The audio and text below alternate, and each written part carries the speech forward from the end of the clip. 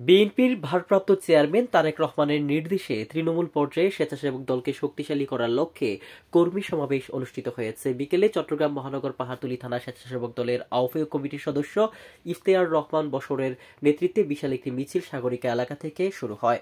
মিছিলটি নগরীর বিভিন্ন সড়ক প্রদক্ষিণ করে নগরীর কলকাতা সিএনজি এলাকার একটি কমিউনিটি সেন্টারে গিয়ে স্বেচ্ছাসেবক দলের কর্মী সভায় যোগদান করে।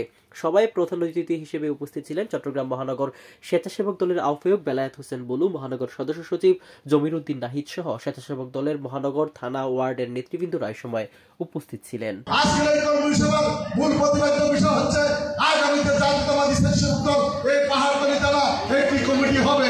এই কমিটি কিভাবে হবে আমরা আমাদের নেতা বেলায়েত হোসেন পূর্বে আমরা জানি, তবে আপনাদের জানার দরকার আছে।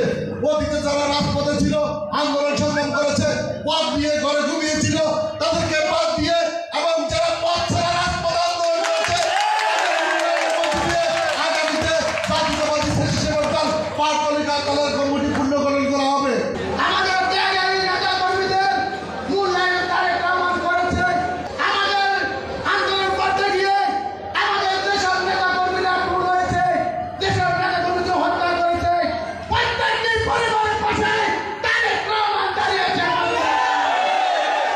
চট্টগ্রাম থেকে নাসির উদ্দিন লিটনের রিপোর্ট, আমার বার্তা।